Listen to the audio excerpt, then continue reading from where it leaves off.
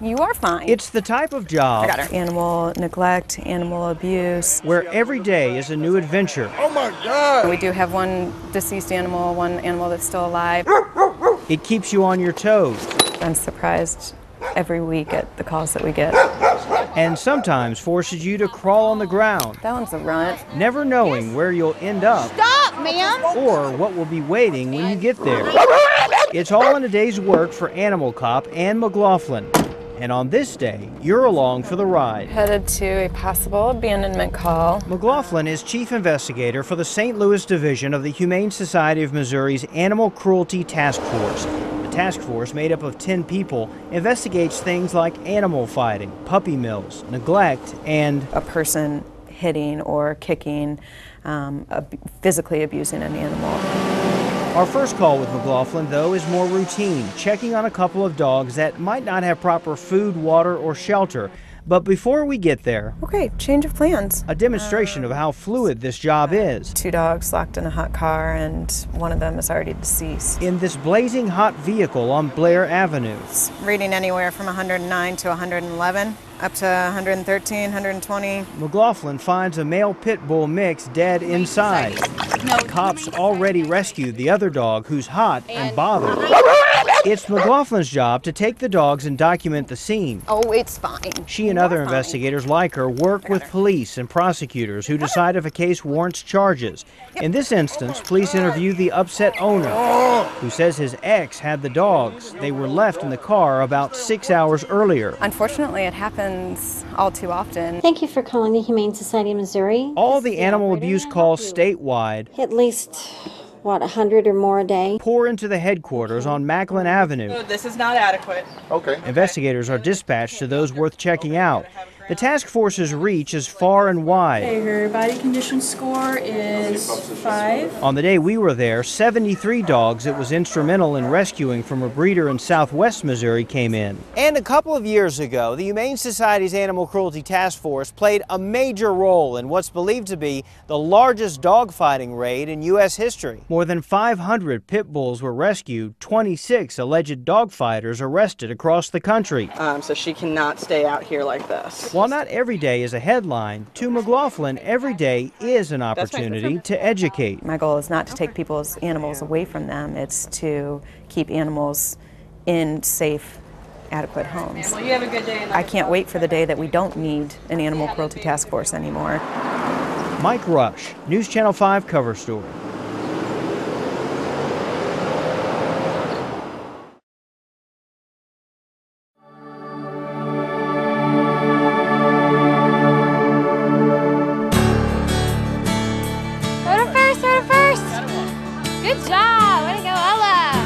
The sounds of baseball are the rhythm of the season. All right, good job. Like an iTunes store for our memories, the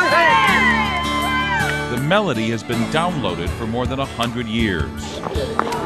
And every summer, those sounds can be heard by anyone passing by these fields in St. Peters, Missouri. But not by the players on them. He was diagnosed actually on this first day he was born. Like every kid here, 10-year-old Ruben Gassi is hearing impaired. And like every kid here, he loves the game. That's why they all signed up for the fantasy baseball camp for the deaf and hard of hearing. Since the first minute I came here, I liked it.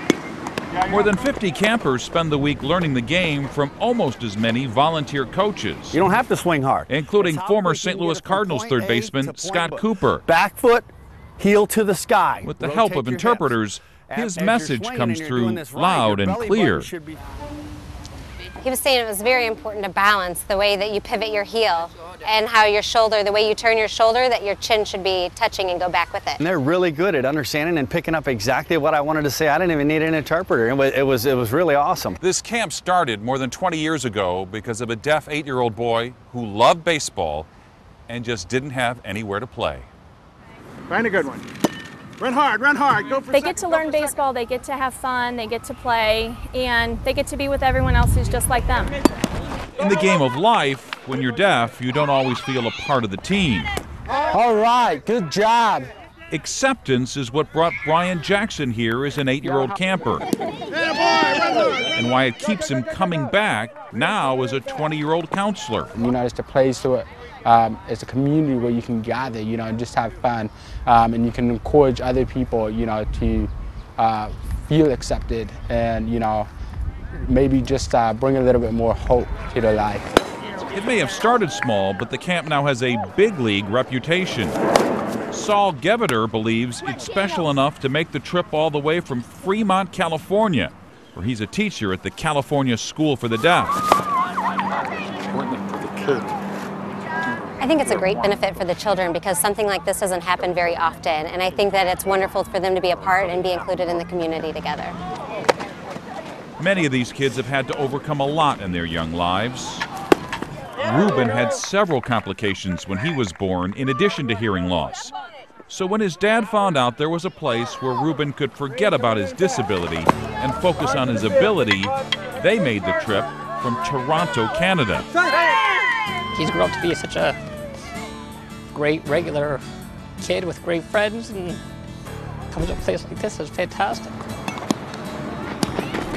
It's scheduled for 1 week every year, but for those who attend, this camp and its message lasts much longer.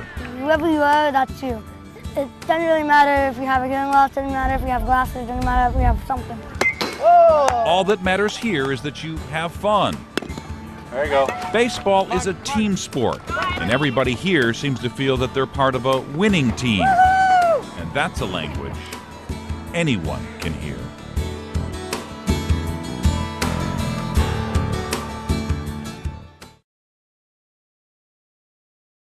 Every time I see you looking blue, I feel like crying. When Erin Bodie sings, It's an autumn painted sky I'm holding to. Instead of her voice, you hear her heart. My heart goes flying. The audience is everything. Home may be St. Louis, but her band, the Erin Bodie Group, has performed all over the world. On this day, they're recording their latest single. Telling the story of one child in particular. When writing your own music, inspiration can come from anywhere. The inspiration for this song came from the 7th floor of St. Louis Children's Hospital. So you have 2 pulses. Except for the doctors and nurses, no one has spent more time here than Caitlin Jackson. She was born with a complete AV canal, so in the center of her heart there was just a giant hole. In addition, in her case, it was what we call unbalanced, which meant that one side of her heart was bigger than the other one. She didn't eat by mouth until she was 5. Though just 10 years old, she's already had 6 heart surgeries. Oh, she's absolutely the bravest kid I know. So when the hospital invited Erin for a visit... For me, I think for a lot of people, music has always been very therapeutic. A meeting with Caitlin struck a chord. I'm gonna put it right here. And pretty soon she was writing the prescription for an idea. She found out that Caitlin's heartbeat is recorded regularly on a digital stethoscope. So Erin and her band decided to use the recording in a new song. The idea? To bring voice to congenital heart defects, which affects nearly 1 in every 100 babies. I think it's important to show people what, like, the life of a heart kid and what we're doing. The song is called The Space Between, which just might refer to that fragile space between sickness and health. Maybe if you hold my hand as we walk through. The message is one of hope. I can trust you. Parents and families are going through some rough stuff, and the way to get through that is to sort of see the light. I think the mood of the music expresses that, as well as the lyrics. The heartbeat sounds really cool in the song too. As for Caitlin, while it's true that she may need more surgeries at some point, like the song, her future is full of optimism. In terms of her life expectancy, I would anticipate that she'll do quite well and live a relatively long, normal life. Music can tell a story, and while Caitlin's is uniquely hers, this new Erin Bodie song shows we all have something in common. The rhythm of life always begins with the beat of our heart. I think her story is one that can give people a lot of hope. I like that. He just said so smushy. Yippee!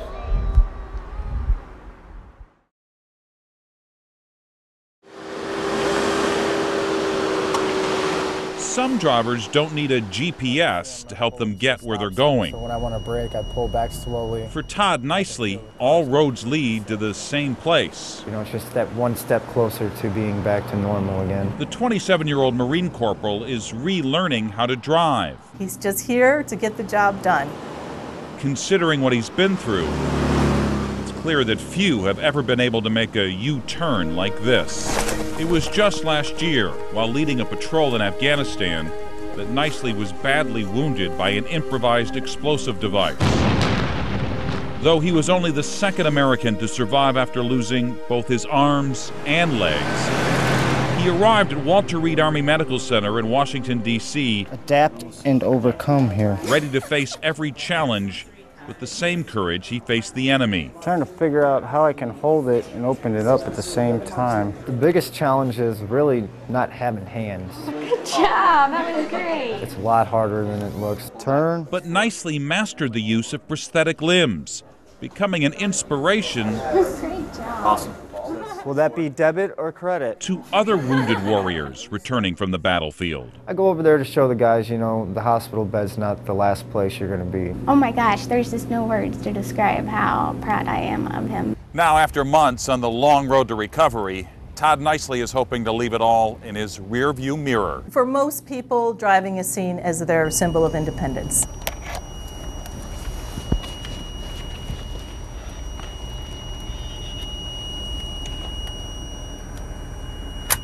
Using specialized driving equipment, Corporal Nicely is able to safely maneuver an electronic gas and brake system.